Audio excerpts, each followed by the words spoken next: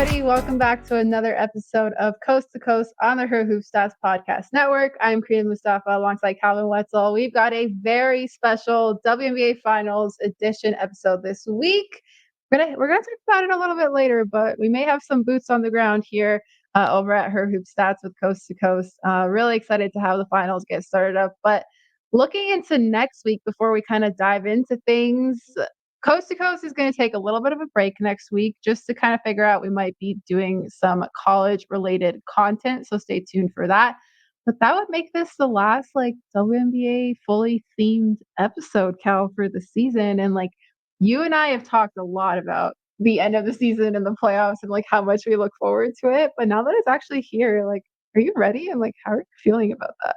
Yeah, I think for the first time on Coast to Coast, my answer to that question is no. I'm not ready for our last W episode, for our W episodes to be over. I love college basketball, but this was our first full WNBA season doing Coast to Coast because we started a month or two left of last season. True. And so This is our last W episode, which feels bittersweet. I don't know if I'm ready for that. Wow. That's actually crazy to think about because last year when we started, it was literally late August. We were almost through the W season. So this is officially our first W season that we've done the show together. So wow, thanks for everybody that's tuned in for that. To say a full season is kind of surreal, and like we say, it's the last W pod, and our headline of the week is college related. So you know how it is here at Coast to Coast. But without further ado, let's get into the headline of the week before we get into WNBA Finals stuff. And that is that JuJu Watkins of USC reaches a lucrative extension, per the words of ESPN, with Nike. I'll read a little bit here from the article, but it's basically a really big shoe endorsement deal. It will give her one of the richest ones in women's basketball. And those negotiations were obviously led by Clutch Sports, where she's represented with Rich Paul and her agent Jade Lee English, with a couple of other people as well. But this is huge. JuJu is coming off of a superstar rookie season with USC, already looks like an absolute pro on the court. How cool is this news, especially with the future that she has? I think we could do an entire pod just on this, to be honest. We really could, yeah. First off, NIL, so cool that NIL exists now, and that this is we used to only get these type of headlines for pros, and now we get these type of headlines for college students, which I love. And second off, the fact that women's basketball has gotten to this point, this was on the bottom of the ESPN ticker, at the bottom of the screen. This was one of the main headlines scrolling across, JuJu Watkins signs this big deal. I think that's so cool how big of a news, because it should be. It's a really big deal, and we all should be talking about it. And also JuJu is the future of women's basketball. She is arguably going to be the best college player this season, either her or Paige Beckers. At some point, she is going to get into the WNBA and start taking the league by storm, winning MVPs. Who knows? So the fact that Nike is getting in on this, I think really intelligent move on their part, because JuJu is so marketable and her fan base is growing so rapidly, as it should be. So I just love this all around. Really cool, and I'm really excited for her. Yeah, and shout out to her agent as well, and just her agency overall to advocate for your athletes like this and get them the deals that they deserve, especially with a player like JuJu, I think is really awesome. And I think I saw someone say somewhere that she could become the first women's basketball college athlete with her own signature shoe, which is so cool. What do you think about that? And how that kind of adds to her, legacy that still is yet to be finished. Yeah, I mean, I don't know whether it'll happen, but I really hope it does. If it does, I will say Nike could put whatever number they wanted on that price tag, and I will be buying it either way. Whoa, they can't put whatever. No, I'm not suggesting they do that. I'm just saying, I'm in. I have already decided, if that happens, I'm buying these shoes. But I think it could be really cool for her to be the first one, because I think that could be a legacy establishing kind of thing. When you look at some of the all-time greats of any sport, they all have that type of thing that sort of set them apart off the court as well. And I think about obviously Michael Jordan is not just known for being one of the better basketball players, either best or second best, depending on how you feel about LeBron. But also like his big Nike deal is like a big part of his legacy. And you look at like Candace Parker and like her early shoe deal and her like getting on TV to announce her college decision before, as a senior in high school, like before that was a big thing that anyone did. And she kind of like part of her legacy was like moving the needle on like what is normal. And like maybe there is a day where it's normal and where like 3, 4, 5 like college athletes, maybe like every All-American, has their own signature shoe. And if that happens, we'll look back and say like JuJu Watkins started this. Like she pushed the needle forward on that and she was the first. And I think that would be really cool. Yeah, like she'll be the trailblazer of it. So yeah, really cool stuff all around. And speaking of college season, speaking of JuJu, got to get this in before we talk WNBA Finals. I'm laughing because so I'm friend of the pod, Owen Pence. I'm at his place right now, and every time I say JuJu, he pumps his fist into the air. And I wish you guys could see it, but it's really funny. All right, how excited are we? Shout out Owen. Shout out Bet She Wins. No, I know that you guys just did a podcast together as well. Which I guess I was like kind of in it because I heard you guys mention me when I wasn't able to say hello. But that was fun. Shout out to you, Cal, and the rest of the squad. But college season is coming up soon. How excited are we for USC themselves? They have JuJu. They have Kiki Uriafen now. Talia is there too. Just a loaded squad who is coming off of a really exciting run in the NCAA postseason last year. So how excited are you for this upcoming squad? Yeah, they were pretty close to the Final Four with JuJu as a freshman, and now, like you said, they bring in Talia von Oelhoffen, they bring in Kiki Uriafen, which is a huge addition for them. They also get Rhea Marshall back. They got 3 of the top 16 recruits as freshmen. We'll see if any of them make an early impact, but that's something to be excited for too. And when you look across like the national landscape, like the other SC, South Carolina, brings back basically everyone except for Camila Cardoso. So obviously, kind of by default, the favorites again. But this is really exciting when you look at like what USC brought in, and even you can go down the list like UCLA, Notre Dame, some of the other teams as well. Just to be able to compete and to have so much talent and like so many good stacked loaded teams at the top of the country. I feel like the top 5 or so, 4, 5, 6 is going to be just like an all-out war, like as tight and as fascinating to follow as we've seen in like a really long time. And USC is a huge part of that, and obviously with JuJu at the top. I will absolutely be rooting for USC this season because of all these players, but also because one of their freshmen is a Canadian, and that's Avery Howell, who has done a little bit of stuff with our senior team. She's been around in training camps and things like that. So really excited for her to be on this roster, and obviously just gives me another reason to root for USC this upcoming season. So I'm going to be really excited for us to analyze this team. Yeah, so that goes for JuJu and her big deal. Anything else you want to talk about before we talk WNBA Finals? I love Canada. I love Canada. Go Canada. I'm gonna leave it on that. Only Cal would say. Anything else you want to talk about? I love Canada. You are basically a Canadian by now. That's amazing. All right, let's talk WNBA Finals. Like we said, we are boots on the ground here. The Liberty defeated the Aces. Minnesota defeated Connecticut to kind of get into those final spots. Let's talk about biggest takeaways from both semifinal series first, because both kind of went in a different direction. New York has had a little bit more time off as they were able to defeat the defending champs much quicker than obviously not going to a game 5 like Connecticut and Minnesota. But what is your biggest takeaway from the New York Vegas series and then from Minnesota Connecticut? Yeah, I've like my biggest takeaway kind of from both, the just overarching the semis is just that like teams with multiple ways to win, teams with depth and versatility are going to rise to the top when you have a series format, when you have 3, 4, 5 games for that to really kind of show.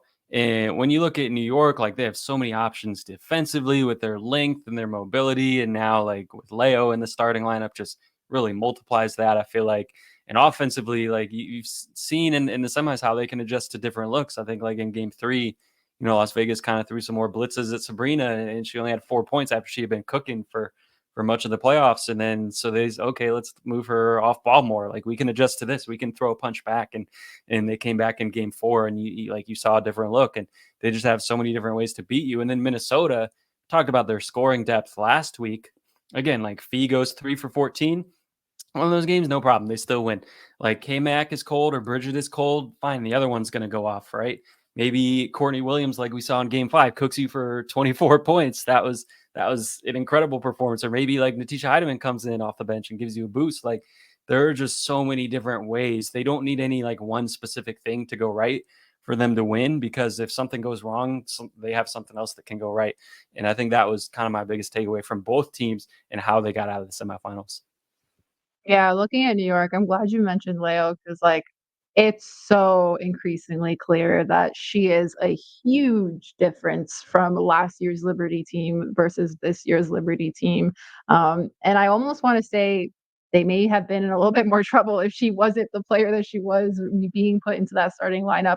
And then Minnesota as well. Yeah, like you talk about all those players without even getting into like Alana Smith and how she's been doing, and like how much versatility this Minnesota squad actually has. And I know you guys had some takes on your podcast about how long the series is going to go. We'll talk about it in the preview, but I honestly think it might go 5. We'll see what happens, how tired the players are. But on the other side of the board here, with Vegas and Connecticut both losing, where do they both go from here? Because I think they are still in kind of different situations where like Vegas still very much has their core, they're still very talented. They have some stuff to build around, and like they were very clearly exhausted. Whereas like Connecticut, it's like, okay, what do you do from here? So I'm interested, Cal, what do you think where these two teams go after falling in the semifinals? Yeah, like, I'm not gonna pretend to know, like, I know what the GMs are actually gonna do, but, like, here are the kind of decisions that they have to make and what they could do. Like, if you're Vegas, first off, like, you have your core 4, 3 of them are under contract for 2025. Kelsey Plum is not. She's an unrestricted free agent. So if you wanna run it back with all 4 of them, you can either core Kelsey Plum or you can re-sign her. Like, those are your 2 options. Either way, you're gonna have to protect her in the expansion draft, despite the fact that she's an unrestricted free agent, because of all that stuff we talked about last week. Um, I do think that they should give it another shot. Like, with the core 4, I think, like, when you look at what happened this season, like, obviously Chelsea missed some time and then wasn't herself. Jackie was dealing with an injury down the stretch. Like, next year's a non-Olympic year, so you don't have like basically your whole starting lineup going somewhere else to play basketball for another month while most of the rest of the league is resting, which I think hurt the Aces a little bit this year. It kind of felt like they just ran out of gas in the semifinals. So, like, I think your window is still very much open. This wasn't like, oh, you won 2 championships and then regressed a little bit this year, like that's the end of the dynasty. I don't see it that way. After the next year, when everyone's a free agent and a new CBA, then who knows? But you got to give it one more year, I think. And then Connecticut, for them, it's a little bit trickier because you have DeWanna Bonner, unrestricted free agent, Bree Jones, unrestricted free agent. Both have been cored at least twice in their career, so neither of them can be cored, unlike Kelsey Plum. AT is an unrestricted free agent, but she can be cored, so they could core her in theory. Dejanay Carrington is a restricted free agent, so they do have like options to bring her back. I'm glad I'm not this front office. Like, I don't envy the position they're in at all, because they have a lot of tough decisions, a lot of work to do over the offseason to figure out where this team goes. They've been one of the best teams in the league for 5 or 6 years now and haven't gotten over that hump. Been to the finals multiple times, but it's possible that some of these players make it a little bit easier for them by just saying, we'll resign for maybe a little bit less than what we could just to stay together. Make kind of the whole cap situation work, especially like I'm sure Alyssa Thomas and DeWanna Bonner want to play together. So I would assume wherever they sign, it's going to be the same team. And Bree is probably the one I'm least confident in being back out of those free agents, just because, again, like, she can't be core, and you saw kind of how she faded at points in the playoffs as well. So I'm not sure what her future is going to hold. They also have Layla Lacan, who I don't know if she's going to come over in 2025 or not, but she could. She was a first-round pick in 2024, kind of a draft and stash. So they do have some paths forward as well, even if they lose some pieces. But the team could look similar next year, or it could look way different. There are a lot of different ways that this could go for them. Yeah. last week when we recorded the pod, I accidentally predicted that Tanisha Wright was going to get fired in Atlanta. So I almost want to make another prediction here, but I'm afraid of what's going to happen because I'm kind of in the boat where it's just a gut feeling, just based on conversations and the vibes around certain things. But what if Tawana Bonner retires after this season? What if she just calls it quits? Because I feel like that's a very real possibility. And I don't want that to happen because we've seen that she still can play at a very high level. But I don't know, just something that she said the other day in the other presser where she was like, I'm old, like I want to win. I just think it's stuff like that that's kind of pointing to we are at the tail end of her career, and I'm interested to see if that happens sooner rather than later. But yeah, I agree with you. I do not envy Connecticut's front office, and I agree with you on Vegas in terms of keeping that core and just looking for more depth because I think that's clearly what was lacking in their exhaustion to end the year, and just like also getting healthy and getting right. Like that means so much. I mean, we've seen that with this Liberty squad right now. Like we've seen Sabrina struggle with injuries. We've seen Stewie. We've seen all these players look to find that consistency. And once they're able to get it, they're able to kind of translate that to the on-court success. So yeah, I think there's just a lot of this year was, I think, one of the busiest years for a lot of these players who went deep into the playoffs because you were either doing international stuff with the Olympics, you may have been playing overseas before the WNBA season started as well, in Olympic qualifying tournaments earlier in the year as well too, and then you go and you play this WNBA season, you stop to do the Olympic stuff, you come back. It's a lot. It's a lot of wear and tear. It's a lot of changing and how you're on this team now and now you're on this team and like this is what the goal is for this squad, and it's just a lot. So I think there was a lot of factors this year, and maybe next year we see a little bit more of that consistency in a vacuum, like you said, with there being no Olympics. Yeah, definitely agree with that. I think that like that'll be huge. And going back to Dewana Bonner, like I also hope that she doesn't retire because she's like one of my favorite players to watch. But you're right. Like I mean, if Diana Taurasi retires, Bonner would be the oldest player in the league at that point. That's what I'm So saying. I'm just saying it's a possibility. yeah, I'm not trying to manifest anything. Don't no, get I it mean I would like to manifest for that not to happen personally. But you're right. Like that yeah. is definitely a possibility at this point. And I mean a lot of those Sun players don't have a ring, but she does with Phoenix. So she's kind of And the accomplished a lot. reason I say that is because, like, maybe then AT is in a spot where she's like, okay, I don't have to worry about DB being on another team. Let's Mhm. move together somewhere else and maybe can make something shake with another team. That's the only reason I bring that up in a case where, like, Connecticut does not see a lot of these players come back. Yeah, that would make it easier for sure. Because if you're, not trying to play on different teams, which I would assume they're not, then, at this point, then yeah, you gotta find a team that can sign you both. But if Tawana retires, then you only gotta find a team that can sign AT, like you Right. said. So, I mean, that definitely could make it easier potentially just in terms of decision making. Yeah, a lot of tough conversations. Yeah. But we got a really good semifinal series out of it. I think obviously the last game we didn't really want it to be a blowout, but I think that's just what happens when you have limitations with some of these teams. And shout out to the Pickup WNBA podcast because they mentioned that Connecticut could be like one of those teams where they're one of the most talented teams to not win a championship. And unfortunately, that's just how it goes. There can only be one winner at the end of the day every season, and they just might end up being in that category. But speaking of winners, let's move on to this finals preview. Not to move on from the losers to the winners like that, but like I said, her hoop stats is in Brooklyn. I am here. Alfred is here, of course, and Dano will be on the ground for the games. Really excited for that. Cal, you had a nice little stat in here because you always come with the stats, and the stat is that it is the second straight year Coast to Coast is represented at Game One of the finals. So, would you like to talk about that a little? Yeah, I mean, I don't have anything else to add. I just had a lot of fun at Game One in Vegas last year, and I know that you're going to be at Game One and Game Two this year. So Yes.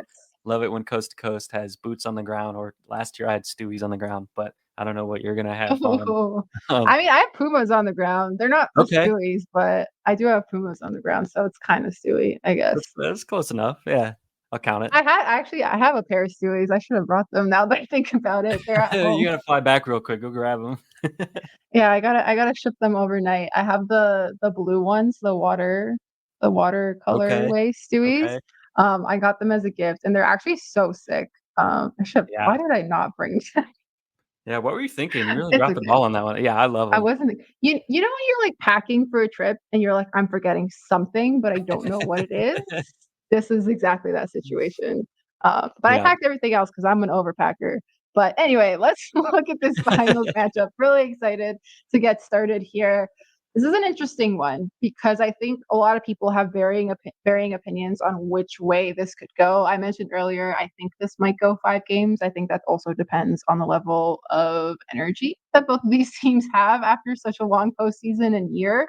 But looking at their regular season matchups, Minnesota leads that 3-1. They have the most recent win in September, which is a blowout win.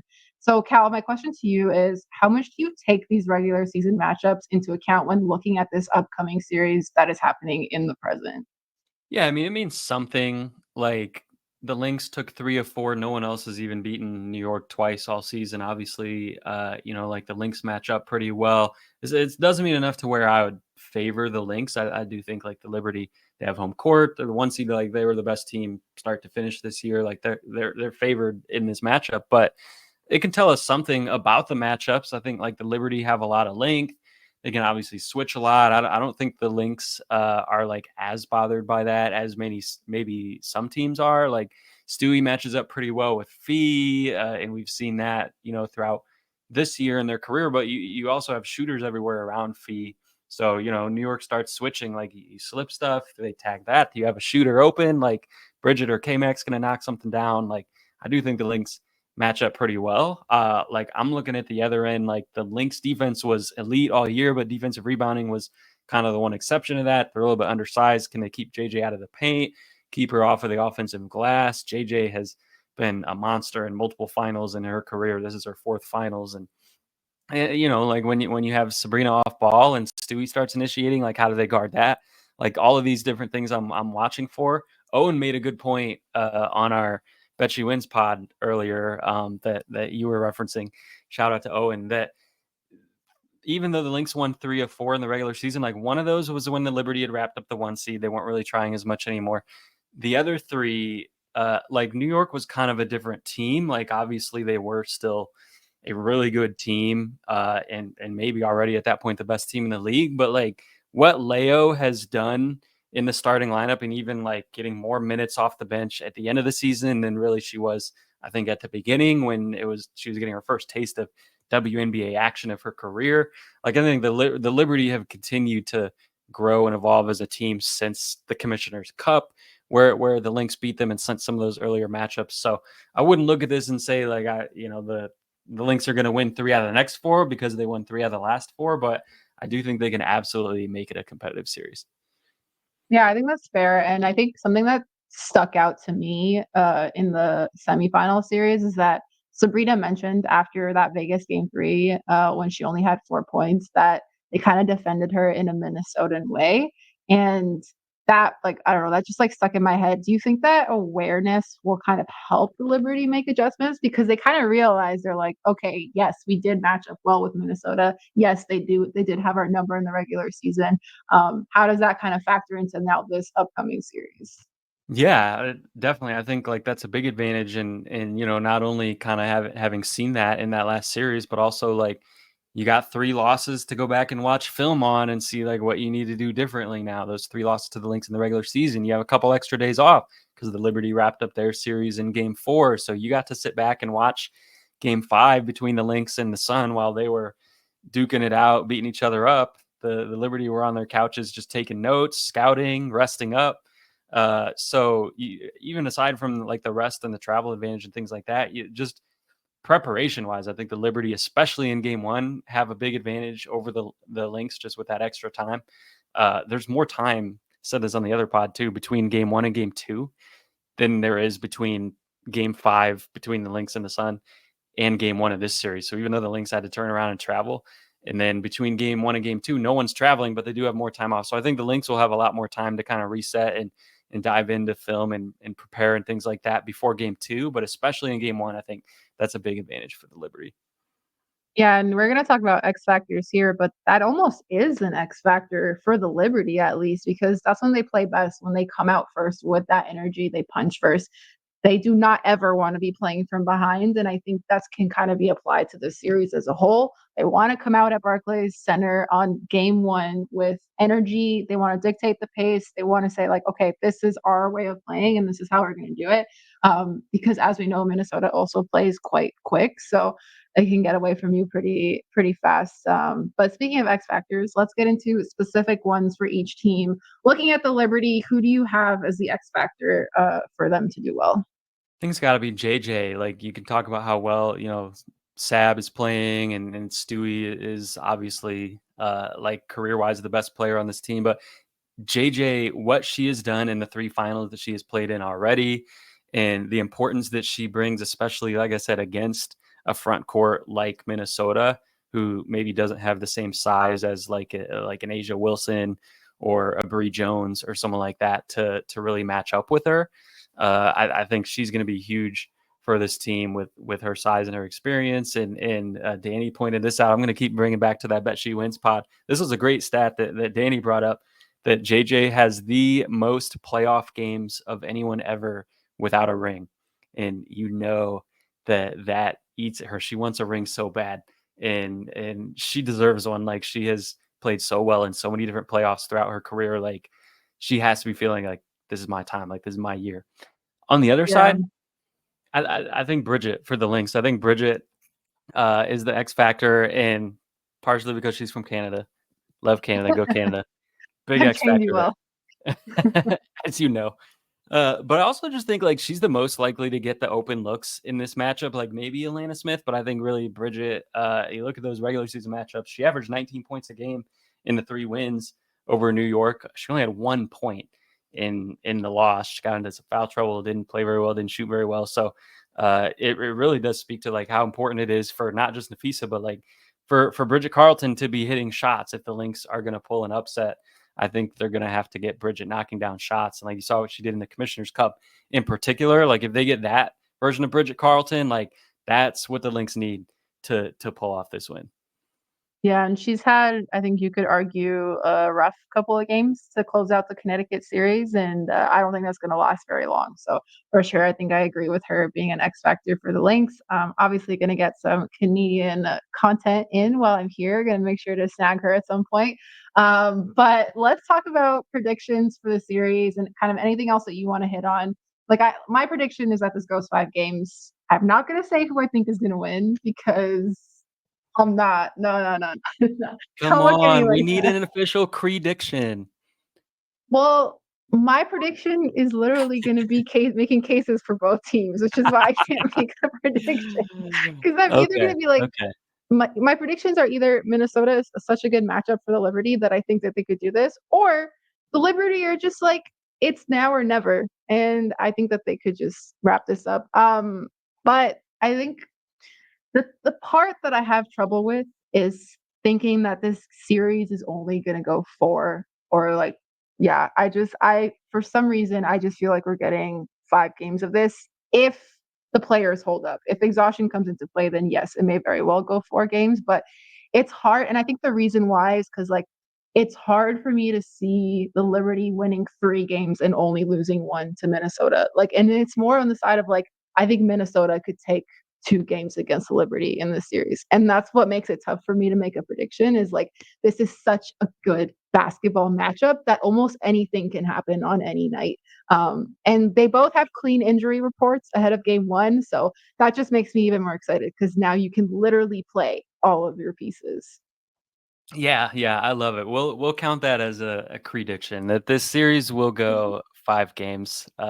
So I like that. I am gonna lean Liberty on this one. I think, well, I definitely think the Liberty, like I said, have an advantage in game 1, just from the rest and the prep standpoint and things like that.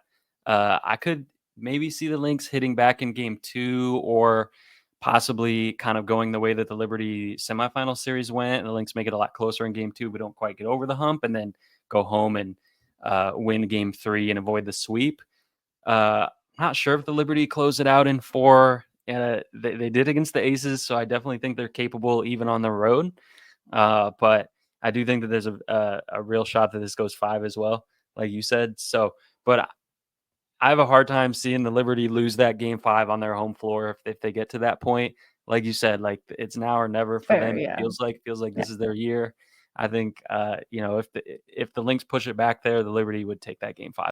So Liberty is going to be my official prediction.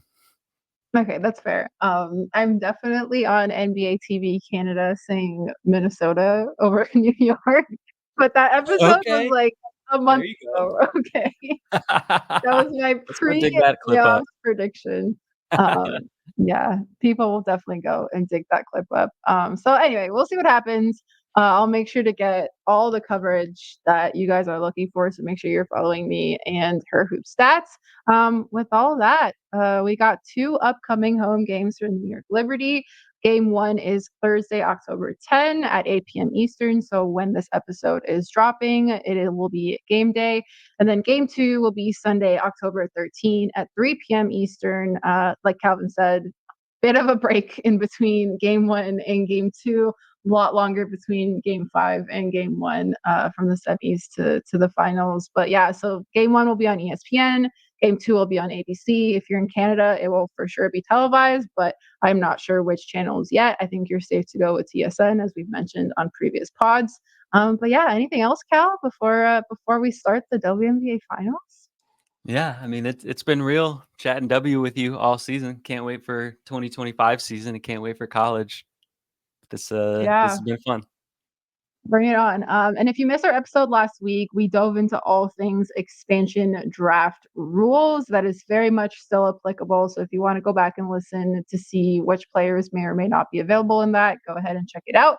But other than that, thanks for rocking with us. We may have some cool college content coming up for you soon as we kind of start to make that transition between the W into college season. Very excited for all of that. Make sure you're following Her Hoop Stats on social media. Make sure you're subbed wherever you get your podcasts and on YouTube, of course. Wow, the YouTube shout out came late in this Yeah, you episode, right snuck at it the in at the end. buzzer, didn't you? Yeah, I did. Right at the buzzer there. And so make sure you're subbed there. Make sure you follow me at KrinaMM on Twitter. You can follow Cal at CUSL31. And we will see you in a couple of weeks. Happy WNBA Finals.